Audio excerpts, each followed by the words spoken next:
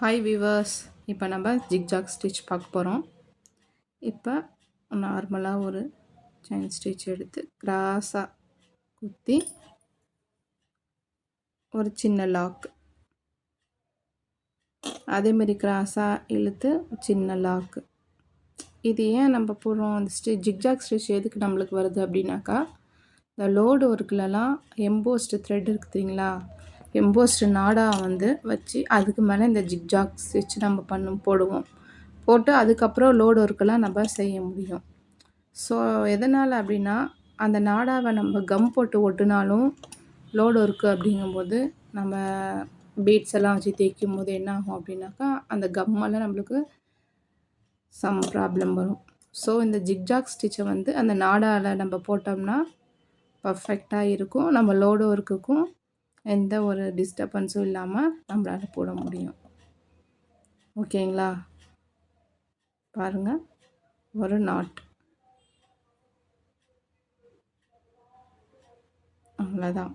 இப்போ என்ன பண்ணணும் அப்படின்னாக்கா, இதை சிம்பிளாக உங்களுக்கு காட்டுறேன். அந்த நாடா மேலே நம்ம எப்படி ஜிக்ஜாக் ஸ்டிச் போட போகிறோம் அப்படிங்கிறத காட்டுறேன் உங்களுக்கு. ஓகேங்களா?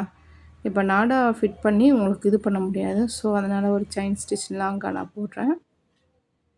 செயின் ஸ்டிச் போட்டுட்டு அதுக்கு மேலே எப்படி போடணும் அப்படிங்கிறத நான் உங்களுக்கு காட்டுறேன். ஓகேங்களா?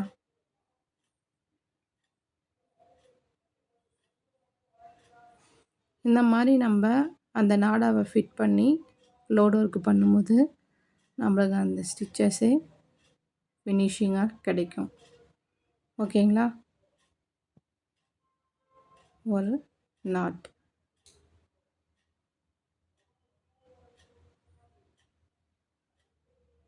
நான் இப்போ போட்டுட்டேன். இப்போ அதை எப்படி சிம்பிளாக அந்த ஜிக்ஜாக் ஸ்டிச் போட போகிறோம் அப்படிங்கிறத காட்டுறேன் பாருங்கள். நம்ம அங்கே சின்ன லாக் போட்டோம்ல, அது இந்த இதில் போட தேவையில்லை.